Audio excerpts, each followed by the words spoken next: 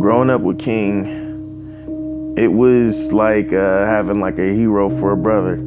You know, he's 6 years older than me. So anytime I got into it, getting chased by any Mexicans or something like that, I go get my big brother. And it was like Power Rangers versus the Putties, you know what I mean? Like, you know, Ninja Turtles versus the Foot. My brother always came to my rescue. Knowing King for as long as I've known him, you know, his music's always been genuine and real to me because I watched him go through what's in his music. His music has evolved as his life has evolved.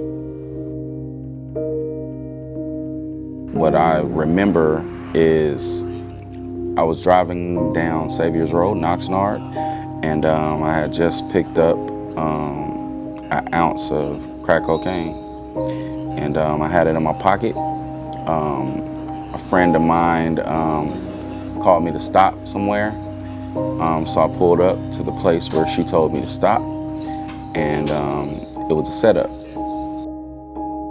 I was crushed, I was devastated, and I was in a state of panic because I didn't know what to expect. I couldn't believe that he was in trouble for the charges that were stated. When I heard that, you know, he was going to jail, it was like one of those kids that you see on the court or on the football field that you're like, man, if this kid gets his opportunity, he's gonna be special, you know, and that was the same thing that, you know, I always felt about King. And when I heard about that, you know, it hurt me because I knew the potential he had and I didn't know how that was gonna hurt his career. I served 2 years in between Wasco and Taft CCF. It was an experience. I had never seen nothing like it.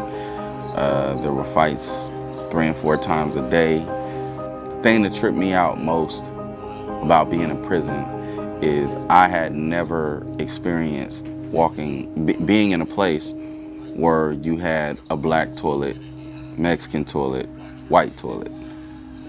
At one time, when I was in county fighting my case, I couldn't afford like a notebook because, you know, a lot of people walked out on me, and it was a time where I couldn't afford a notebook. So I learned how to, you know, write raps in my head and remember them. I don't know how I did it, but I did it, and I'd make a beat on the table and spit a rap, three minutes, just straight rapping, 3-4 minutes straight rapping.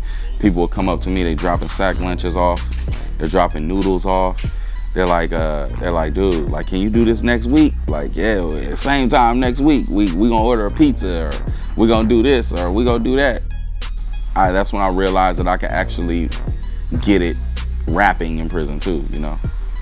You know, and I know lots of guys that get locked down and they go in there and they learn a trade while they're in there, you know what I'm saying? Something else they could possibly benefit their family financially when they get out. I mean, I'm all about learning. I want to learn something every day. So I'm constantly encouraging people to do so. You know, when he got out, it was the same time I moved back from Florida. He was just hungry. You know, you see something different in his drive that he was more hungry, and then he was more mature at the same time, you know, probably from what he had been through when he was on the inside. And you can see that his motivation was different. You know, his kids were getting older, and a lot of the things that he would rap about back then, the things that he was doing, it wasn't really in his music. His music turned to more of a positive influence of, he would speak about where he's been, but he would talk about at that point where he was headed. We all tied in, man. You know what I'm saying? King is our family, man. You know what I'm saying? And we did a song. He busted. You remember where he at, man? Yeah, on MJ, on the song MJ, he busted, man. You know what I'm saying? He busted. You know what I'm saying? That's what he do, and that's what we have in common, man. We MCs, bro. There's not one way you could trick the system or you can get away with anything. There's no way. You had mobsters that were millionaires, or you had, you know, dope dealers that billionaires, you know, and these people either got killed or went to prison for a very long time. So there's absolutely no way you can beat the system. So if you do have any type of motivation in you to stay out, just give that 100%. Don't make it 50-50. Give it 100%.